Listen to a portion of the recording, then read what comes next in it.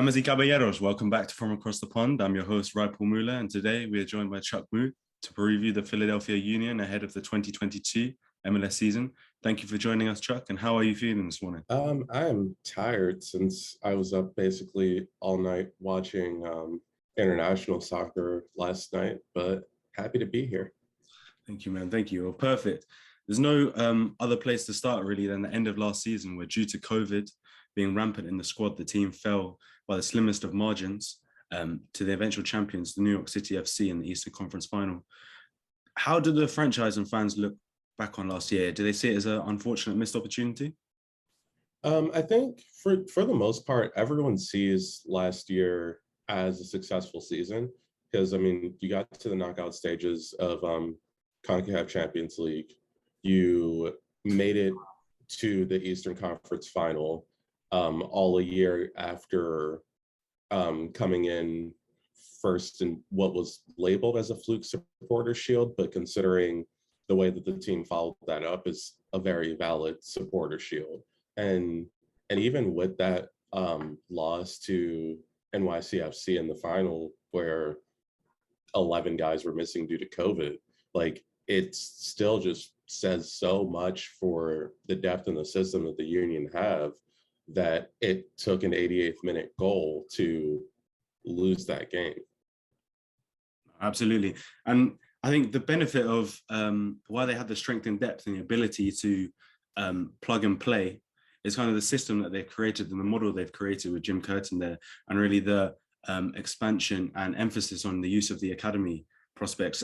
How has that model been working for Philadelphia, and why do you think they've kind of gone to that side on the new era of MLS as opposed to the big spending side? I mean, it like with the academy side, it is like something that's been set up for a while, because essentially with teams, it takes about 10 years for an academy to truly start bearing fruit. Because you really saw like the first fruits of the academy, and like Austin Trusty now moving to Arsenal, and Derek Jones. And then literally every year after they made their debuts, like, the prospects coming out just got better with Mark McKenzie, Brendan Aronson, and then moving them on and replacing them with potentially even better players. It's just so impressive to see. But a mixture of both having the depth from the academy, because that's the cheapest way to fill out a roster, and now dipping their toe into the big spending market is the best way to create a perennial winner in MLS. Absolutely. You need the mixture to build the roster with the salary cap in the MLS. One of the big off-season departures, well, the only one really from the squad from last year, was Kasper Schmeichel, who's traded to the Chicago Fire. Since his MLS debut in 2019, he is tied for the third most goals behind only Joseph Martinez and Seattle's Raul Ruiz-Diaz, with 35 goals in 83 regular season games. Why do you think that the Union decided to move on from him, and what can record signing Michael Thier bring to the team that recently departed Paul couldn't? So it's still a tough situation, because obviously, like, moving on from a proven goal scorer is always a scary prospect for a team to do. And statistically, Kasper Schmeichel is the best striker in Philadelphia Union history. But looking at kind of how his season ended, which a lot of this isn't down to being his fault, with it being just tough for him to find space scoring when he was playing as a lone striker. It seems like they want to move into a direction now where their striker can operate either in a two or alone, which is what the new signing at and Michael should be able to do. Yeah, no, absolutely. And he was obviously named, Ura was named MVP and finished as the top goal scorer in the Danish league last year. He's also was currently the top goal scorer in the Danish league this season. He came in from Brøndby where Hani Mukhtar came in, who's obviously shone last season with Nashville. So is that an encouraging sign that a player from the same club has come over to MLS previously and shone? Oh, definitely, because you always do wonder how is their style of play going to translate. So considering that one of his teammates literally came over and arguably should have won the MLS MVP last season, um, is a very reassuring prospect. Yeah, no, absolutely. And the departures, like I was saying previously, they weren't massive on the side for the Philadelphia Union this season, which is good continuity, which MLS sides often lack.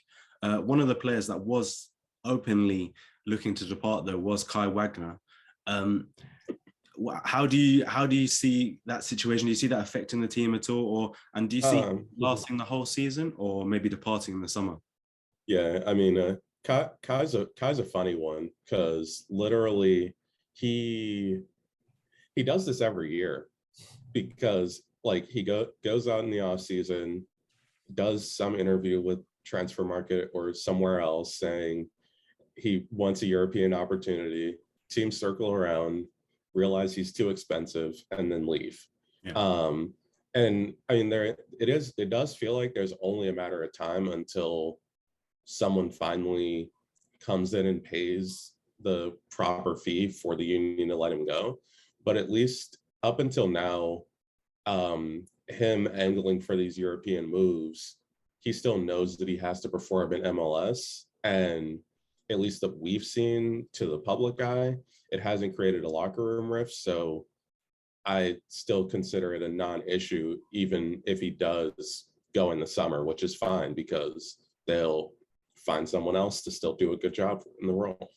Absolutely. Obviously, this year, the more influential and important departures were kind of off the field for the Philadelphia Union, with Jim Albright and going to Cincinnati.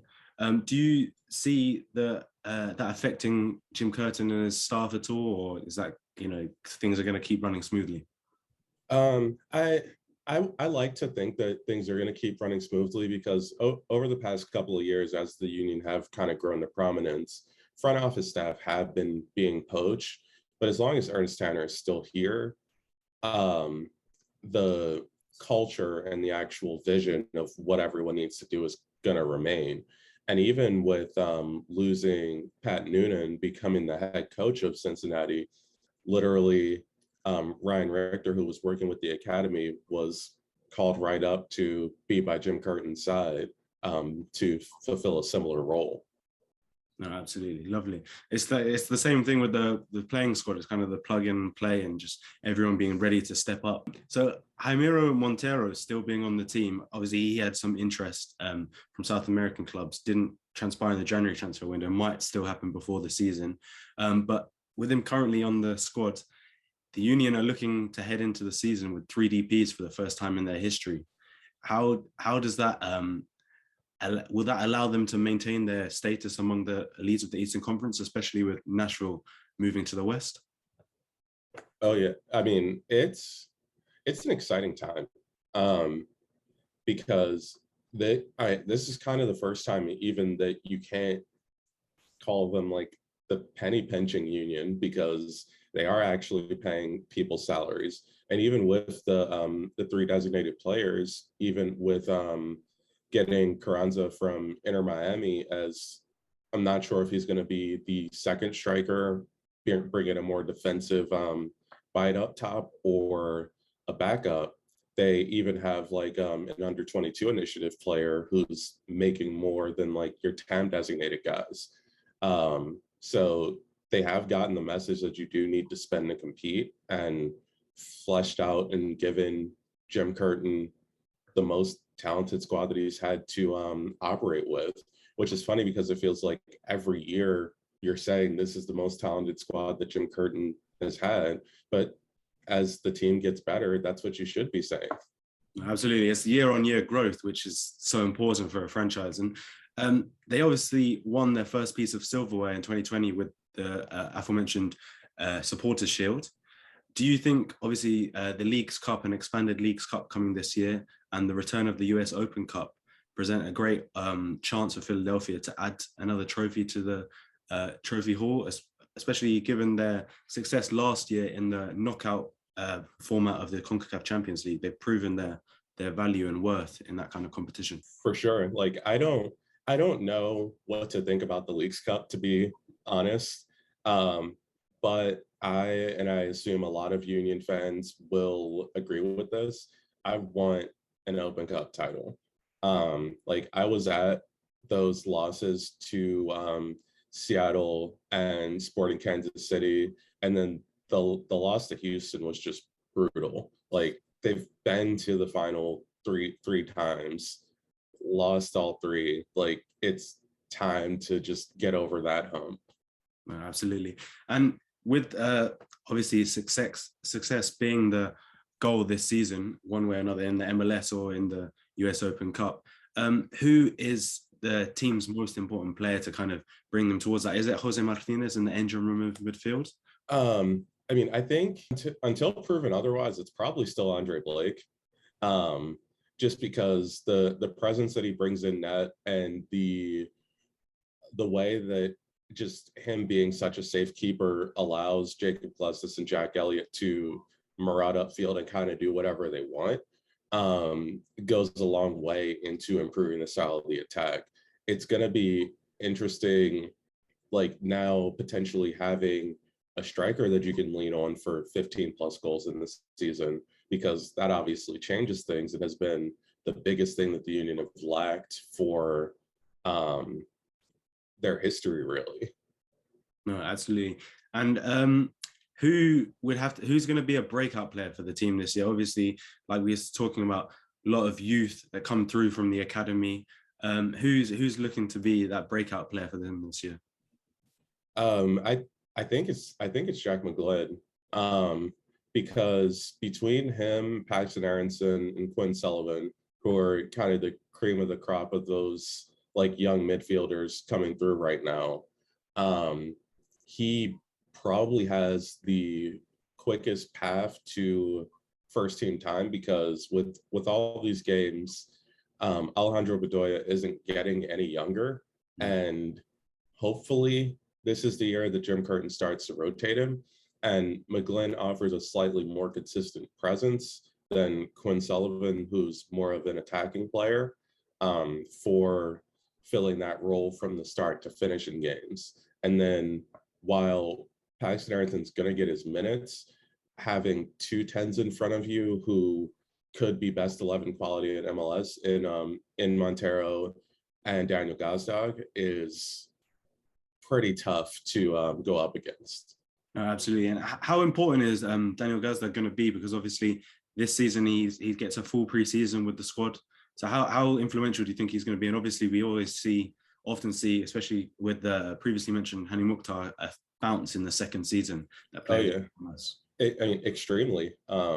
You have the history that essentially every Union 10 outside of Borek Dochkal has had a terrible first season with the team, because it takes so much knowledge of the players around you, confidence in your abilities to do well in that role. And then add in that Gazdag was playing so many minutes last season with playing for Hungary, playing literally every game for his club before coming over to the Union, and then needed to slot right in. Like he just needed a rest that he never got.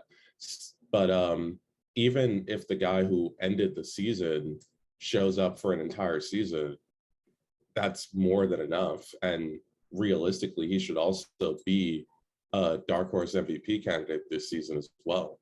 No, if he is in that conversation, then there will be again up amongst the elite of the Eastern Conference. Talking about Paxton Aronson, obviously you've seen his brother Brendan, who's gone on to be starring at Salzburg, was of the interest of Leeds United this January transfer window. How would you compare the two brothers? Are they similar players? Is Paxton as good as his brother? Have the potential to be? Yeah, I mean, I would definitely say that they're similar players, that it's clear that them training together so much helped. One interesting thing is Paxton Aronson is more likely to shoot the ball from a younger age than Brendan was. And also at this point, Brendan wasn't even with the first team yet because he was still with either Bethlehem Steel or Union 2, depending on which year you're talking about. And Paxton has already broken into the first team and arguably could show that he's more talented than his brother, which is a scary prospect. Absolutely. And Philadelphia, with the acquisition of Julian Carranza, they've kind of been the Eastern Conference team, the Eastern Conference version of the Colorado Rapids in appreciating and acquiring depreciated assets. So what do you think they saw in Julian Carranza that could help and benefit the team? Is it his ability to press with the obviously the system that Jim Curtin employs? Yeah, I'm assuming that it's both the ability to press and the lack of confidence in Sergio Santos's ability to play 60 minutes a game week in, week out. Because Carranza has been a very durable player, and literally the first thing you hear from anyone who's watched him play is that he's a menace on the press. And that's not a system that Inter Miami actually employs. So it was never able to show his best qualities, but that fitting right into what the Union do, if he turns the ball over a couple of times up the field, that's going to lead to goals because we have so many players who are running in behind. And even if they're not goals for him, if he's setting up or getting secondary assists, that's more than good enough for what we need right now. Absolutely. And as you mentioned previously, everyone looked at the 2020 Supporters Shield win as a fluke. But obviously, Philadelphia Union last year proved that it wasn't finishing second in the Eastern Conference. For this season, upcoming season, the 2022 season, to be successful, do the team need to win a trophy, either be it the Leagues Cup, be it US Open Cup or the MLS Cup? Not necessarily, because while I know there's like a weird amount of trophies in MLS, because usually you would say only like 3 teams can win a trophy, but realistically it's like 6. But if they can show just that they can still be a consistent force on all fronts like they were last season, while playing a full gambit of competitions, that's still successful. Obviously you want it to end in a trophy, and like realistically you want them to, even if they don't get a trophy, to at least make it to the final of one of the competitions that they're in. But yeah, I don't think it specifically needs a trophy to be a successful season. Fair enough. And what would your prediction be for their upcoming season? What do you see them doing? So based on the players leaving MLS, I see the Union winning the East, but not winning Supporters Shield. Just because I see it's really hard to go up against Seattle right now, especially with the fact that they've gotten better with adding Albert Rusnak. And like, even though I know some people are higher on his abilities than others, that lineup with all the players that could set up Ruidiaz and actually having a backup for Nico Ladero if he is to get injured again is just an insane prospect for them. I would say that out of Open Cup or the Leagues Cup, that the Union do win one of those though. So I will predict the season with a trophy. Absolutely, and that would be a great achievement for the squad. I just want to say, Chuck, thank you very much for sparing your time and coming on. It's been a pleasure talking to you, and hopefully we talk again soon. Anytime. Thanks for having me.